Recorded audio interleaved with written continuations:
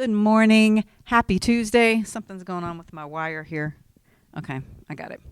Happy Tuesday. Welcome to Connection, the place where we come together weekly to connect with each other. We will begin today with our prayer of surrender, which will open our minds and prepare our hearts for our daily devotion. Spirit of truth, carry me where you will. Bring to me what you will. Take from me what you will.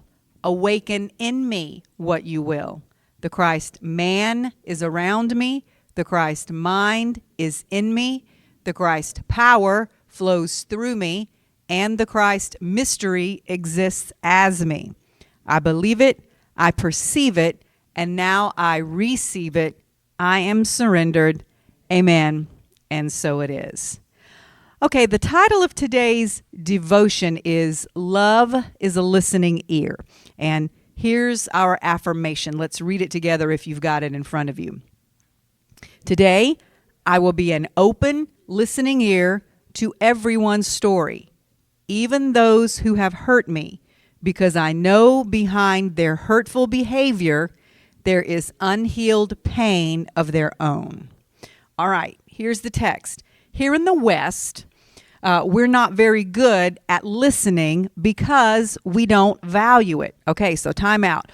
What is this saying here? The reason more people don't take the time to work at becoming a good listener is because that's not really something our current society values. So in many people's minds, it's just a waste of time to work on that skill because it's not valued very highly. So why do it? Let's continue. We place much more value on speaking. In fact, when we say the word communication, we usually are only thinking of the speaking part, but those words are not synonymous. Okay, so think about it. If someone says about a person, they are a really good communicator, what's the first thing that comes into your mind? Probably that they speak well, that they are a good orator. Very few people would think, oh, that means he or she is a really good listener, because that's, as I just said, not really something that we value in our society. We don't value listening. So we automatically associate the word communicate with speaking. Side note here, there's an entire segment of the medical profession now that you can go to school and get a degree for and then get paid a good bit of money to just be a professional listener. They are called therapists and psychologists and psychiatrists and counselors. Or if you don't want to go to school for it, you can just start a website and become a life coach because people need to be listened to. And have you ever thought about how strange it is that it is now very common for us to pay people to listen to our problems and maybe try to help us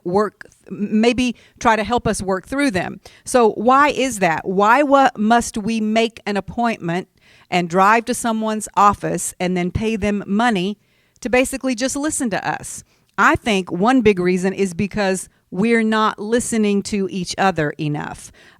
I love and respect people who choose that as their profession. It's very needed. But we wouldn't need all these professional listeners if we just listened a little more to each other, to our family members, to our friends, to our coworkers, if we just paid a little bit more attention, if we had healthier communities where it was more okay to share your feelings. And so where that stuff just got taken care of on a regular basis in the course of life. But we're generally not good listeners. So a whole industry got created in order to fill that gap. Back to the text. We must all learn to be good listeners, because if we don't start listening to each other, we'll never have any hope of understanding each other. And if we don't start understanding each other a little better, we're going to be in trouble. Love must be practiced in 3 directions: toward ourselves, toward others, parentheses, who we get along with, and also toward those we view as our opponents, especially those who have hurt us, because their stories too are worthy of our listening. It's easy to listen to the stories of those we love, and it's also easy to tune out or not be interested in the stories of those who have hurt us. It's hard to listen to their stories so that we can understand why they do what they do. But if we want to make any progress, if we're going to grow spiritually, we must. No one is born wanting to hurt others. There's always a reason. It's usually because they have allowed their own hurt to harden into hate. But we can help them break the cycle by being an open and listening ear to them. So, yes, that's something that we are going to talk more about in the teaching today. But right now, let's end the time of devotion by saying our closing prayer together. God of grace, help me listen as willingly to the stories of those I consider my enemies as I do to those I love. Amen.